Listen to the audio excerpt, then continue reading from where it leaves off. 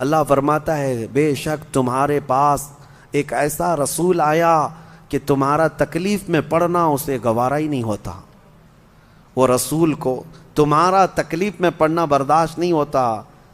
حریص علیکم بالمؤمنین، وہ صرف تمہارے ایمان کی طلب رکھتا ہے۔ رؤوف الرحیم، نہایت نرم دل ہے، شفقت کرنے والا۔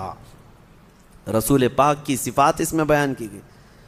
میرے عزیزو، یقیناً میرے آقا صلی اللہ تعالیٰ علیہ وسلم کو ہمارا تکلیف میں پڑنا گوارا نہیں، اسی لیے تو امتی امتی کرتے رہے زندگی بھر۔ بعض بزرگوں نے یہ بھی فرمایا کہ اگر کسی امتی کے پاؤں میں کانٹا بھی چبھ جائے تو حضور فرماتے ہیں اس کا درد مجھے بھی ہوتا ہے۔ وہ ہماری تکلیف کو گوارا نہیں کرتے رسول۔ جو نہ بھولا ہم غریبوں کو رضا، یاد اس کی اپنی عادت کیجیے۔ نبی پاک صلی اللہ تعالیٰ علیہ وسلم سے بڑھ کر کے ہمارا خیال کرنے والا اس روئے زمین پر کوئی نہیں آیا، کوئی نہیں آیا۔ وہ ہمارے محسن اعظم ہیں، یہاں پر بھی یاد کرتے رہیں، قبر میں بھی جب تم جاؤ گے تب بھی وہاں تشریف لائیں گے، اور آخرت میں بھی، قیامت کے دن بھی حال یہی ہے، حال یہی ہے۔ ایک صحابی نے پوچھا حضور آپ کو قیامت کے دن میں کہاں ڈھونڈوں، کہاں تلاش کروں؟ میرے آقا نے فرمایا 3 ایڈریس دیے، میدان قیامت میں ڈھونڈنے کے 3 پتے تھی۔ کہا میری امت پیاس سے تڑپ رہی ہوگی تو حوض کوثر پر میں جام بھر بھر کر کے اپنی امتیوں کو پلا رہا ہوں گا، وہاں تم مجھے ڈھونڈ لینا۔ اگر وہاں نہیں ملا تو میزان عمل، جہاں لوگوں کی نیکیاں اور برائیاں تولی جا رہی ہوں گی، وہ بہت سخت معاملہ ہوگا۔ تول کر کے وہاں پر میزان عمل، کسی کے برائیوں کا پلہ بھاری ہوگا، وہیں فرشتے اس کو منہ کے بل کھینچتے ہوئے دوزخ میں لے جائیں گے، فوراً حکم ہو جائے گا۔ وہ سخت معاملہ ہے۔ حضور فرماتے میں وہاں کھڑا رہوں گا، کیا دعا کرتے کرتے اپنے امتیوں کے نیکیوں میں کچھ نہ کچھ ڈال کر کے ان کا پلہ بھاری کر رہا ہوں کہ کسی نہ کسی طرح یہ بچ جائے، یہ بچ جائے۔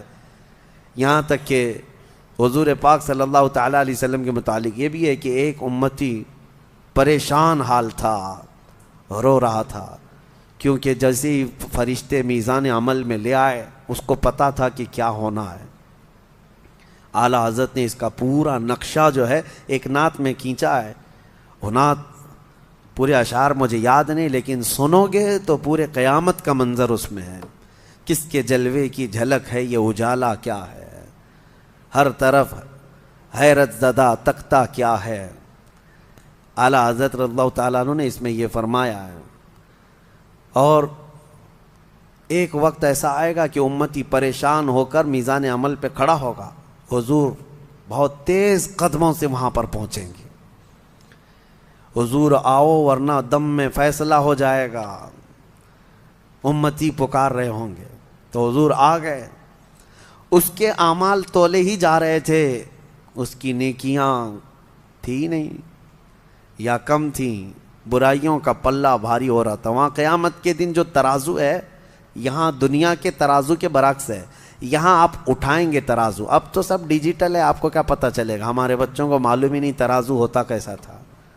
تولنے کے لیے جو ہوتا تھا پہلے ایسا کاٹا اٹھاتے تھے اور 2 پلے ہوتے تھے، ایک پہ پتھر رکھا جاتا، ایک پہ سامان رکھا جاتا۔ جو وزن ہوتا ہے وہ کدھر جائے گا؟ نیچے جائے گا نا، جو وزن ہوگا وہ نیچے ہوگا، جو ہلکا ہوگا وہ اوپر جائے۔ لیکن ڈیجیٹل میں تو کچھ پتہ نہیں، خالی نمبر آتے ہیں۔ قیامت کے دن تو جو ترازو ہے اس کے ڈیجیٹل ہونے کا کہیں پر ثبوت نہیں ہے کہ نمبر آئیں گے۔ وہاں پر بھی ایسی ہی ترازو ہوں گے، 2 پلے ہوں گے، لیکن وہاں کے متعلق فرمایا گیا کہ جس کی نیکیاں بھاری ہوں گی وہ نیچے نہیں جائیں گے، جو پلہ بھاری ہوگا وہ اوپر جائے گا۔ جو بھاری ہوگا قیامت کے دن اوپر جائے گا۔ برائیاں بھاری ہوں گی تو اوپر جائیں گی، نیکیاں بھاری ہوں گی تو وہ اوپر جائیں گی، پلہ بھاری ہوگا یعنی اوپر ہو جائے گا۔ حضور پاک صلی اللہ علیہ وسلم تیز قدموں سے آ گئے اس امتی کے پاس۔ توجہ، اللہ کرے کہ ان میں وہ امتی ہم ہی ہوں۔ تیز قدموں سے آئے، اس کا پلہ برائیوں کا اوپر جا ہی رہا تھا۔ حضور پاک صلی اللہ علیہ وسلم نے نیکیوں کے پلے میں کوئی چٹی اس میں رکھ دی، کوئی چیز رکھ دی، اچانک اس کی نیکیوں کا پلہ بھاری ہو گیا۔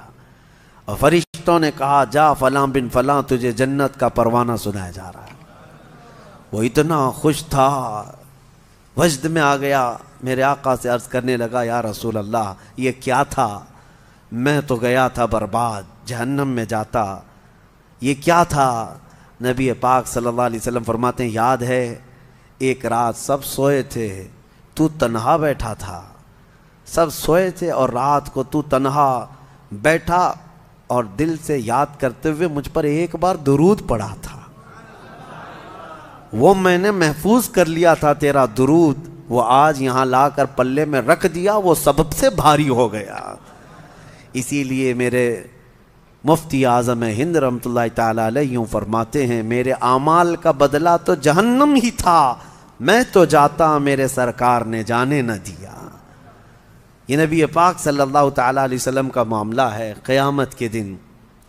تو یہ آیت جو آئی ہے لقد جاءکم، اس کی تفسیر بہت طویل ہو جائے گی کہ حضور کبھی بھی اپنی امتی کو تکلیف میں دیکھنا گوارا نہیں فرماتے، بالکل نہیں۔